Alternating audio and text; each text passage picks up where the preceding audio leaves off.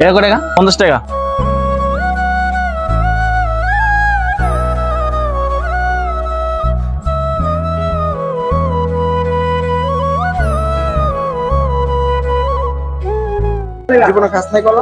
এই গলা জীবনও খাইনি, চাপা মেরা তো লাভ নাই। খাইনা দিয়ে কি সিলতেও পারবো না।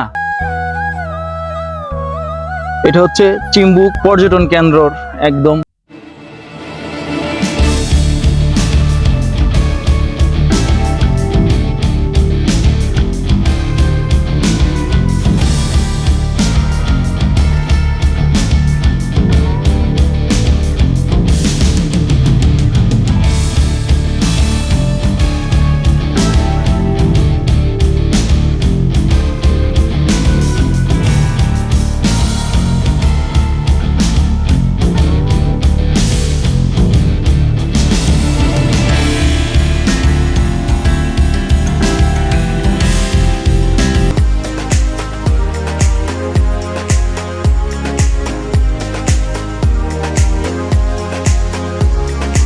আসসালামু আলাইকুম, আমরা আজকে চলে আসছি চিম্বুক পর্যটন কেন্দ্র। চিম্বুক পর্যটন কেন্দ্রের সবচেয়ে সুন্দর স্পট হচ্ছে এইটা।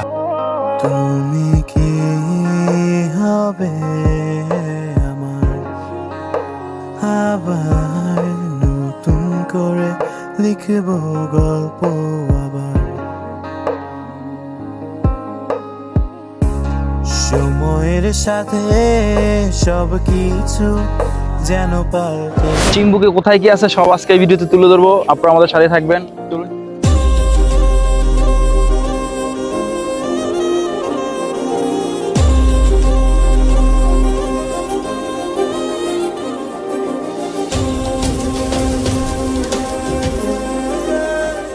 চাঁদের গাড়ি দিয়ে চিম্বুক আসলে আপনাদেরকে ঠিক এইখানে নামাই দিবে। এটা হচ্ছে পাহাড়িদের ফলের মেলা, এখানে ফলের বাজার বসে। আমরা এখান থেকে কিছু ফল খাবো।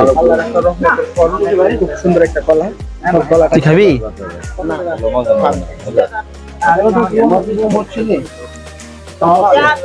কিছু লেতে পারছ না? জীবনে খাস নাই কলা? এই গলা জীবনও খাইনি, 20 টাকা। চাপা মেরা তো লাভ নাই। খাইনা দিয়ে কি সিলতেও পারবো না। তুই জীবনে খাইছস, তুই তো খাইতে পারবি না। টাকা দিয়ে দিছে। হ্যাঁ,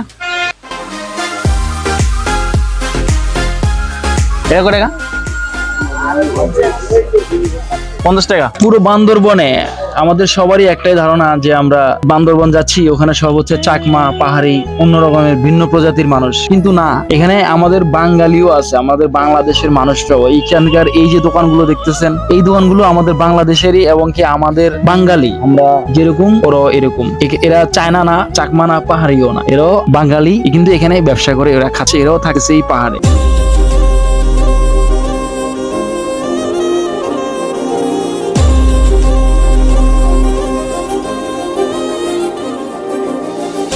এটা হচ্ছে চিম্বুক পর্যটন কেন্দ্র একদম মেইন স্পট।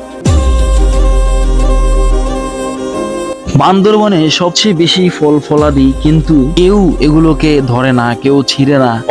অহর গাছে গাছে আম ধরে ধরে ঝরে আছে, কেউ নেয় না। শুধু পাহাড়িরা কিভাবে আনে, কিভাবে বিক্রি করে সেটা তারাই জানে। কিন্তু আমাদের বাঙালিরা কেউ মন চাইলে একটা আম ধরতেছে, পারতেছে, খাচ্ছে, কেউ কিছু বলতেছে না। আমার কাছে সবচেয়ে বেশি ভালো লাগছে এই জিনিসটা।